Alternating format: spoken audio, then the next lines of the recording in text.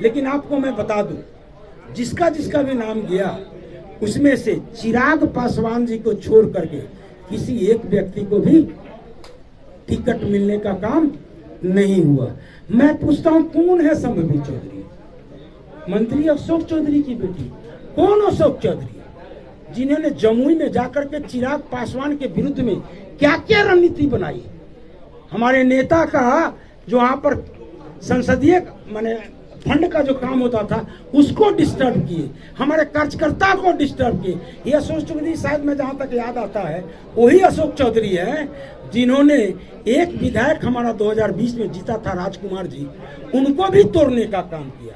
तो उनकी बेटी संभवी चौधरी, जिसको मैं समझता हूं आप लोग भी नहीं जानते होंगे कि मंत्री के बेटी के अलावा उसका कोई राजनीतिक परिचय नहीं होगा, अब इंटरव्यू दे रहे हैं। क्या इंटरव्यू दे रहे हैं?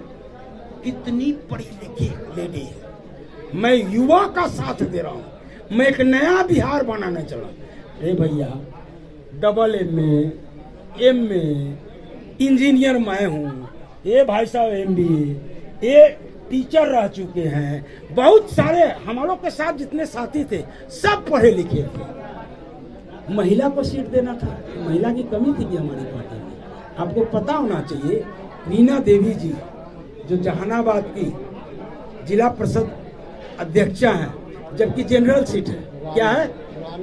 रानी जी, जबकि जनरल सीट है, लगातार 2 बार से जिला परिषद अध्यक्षा है और महादलित भी है। दलित में सबसे बड़ा चेहरा मेरे पास कौन था? संजय पासवान जी, जिन्होंने चिराग जी के साथ में अपनी जिंदगी का 24 घंटा उनके बगल में काटा। हम जानते हैं कि संजय पासवान जी के साथ में चिराग जी का क्या व्यवहार है। मैं एक और बात आप लोग को बताना चाहिए, एक एक करके बताऊंगा। कुछ बातें हमारी होती थी तो कुछ बातें का मैंने सजेशन दिया राष्ट्रीय अध्यक्ष को, तो हमें बताया गया कि जूता चाहे 5 लाख का हो, जूता चाहे 2 लाख का हो, जूता चाहे 5,000 का हो, चाहे जूता 500 का हो, पहना पैर में ही जाता है।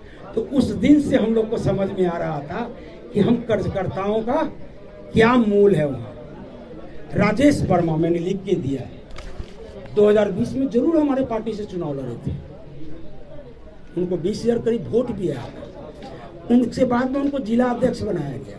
2 मीटिंग करने के लिए मैं गया हूँ भागलपुर में, किसी मीटिंग में वो नहीं आए, न पार्टी का संगठन वो बना पाए। जब ये शिकायत लेके मैं राष्ट्रीय अध्यक्ष के पास गया तो बोले, रविंदर जी थोड़ा रुक जाइए, ये आदमी परेशान है। हम बोले क्या परेशानी है भैया? तो इसके ऊपर में ED का छापा पड़ा है, इसके ऊपर में इनकम टैक्स का छापा पड़ा है, बहुत सारी जांच एजेंसियां इसके पीछे पड़ी हुई है। हमने ऐसा क्या हो गया, क्यों ऐसा हुआ? तो कुछ एक गोल्ड वगैरह का काम करता था, नेपाल से गोल्ड ला करके बिहार में बेचे। तो और उस व्यक्ति के ऊपर जब हम लोगों ने संगठन का दबाव दिया तो जिला अध्यक्ष के पद से भी इन्होंने रिजाइन करने का काम। आपको पता है खगड़िया सीट, क्योंकि राजनीति कहीं ना कहीं जातीय आधार पर होती है, तो खगड़िया सीट से हमारे बगल में बैठी हुई है रेणु जी, पूर्व MP रह चुकी है, मंत्री रह चुकी है, इनसे भी बड़ा चेहरा था क्या? दूसरा मेरा विस्तार प्रमुख अजय कुशवाहा जी, इनसे बड़ा चेहरा कोई था क्या हमारे पार्टी में? हमारे बोला गया कि हम लोग को मैसेज दिया गया कि कुशवाहा को NDA की तरफ से था कि कुशवाहा को नहीं देना, कि कुशवाहा ऑलरेडी 4 गो NDA की तरफ से हो गया है, इसलिए कुशवाहा को और टिकट नहीं देना, जो हम लोग के पास मैसेज चल गया। तो ठीक है भैया, मत दीजिए कुशवाहा को। अति पिछड़ा का बहुत बड़ा नेता हमारे साथ में था, सत्यानंद शर्मा जी।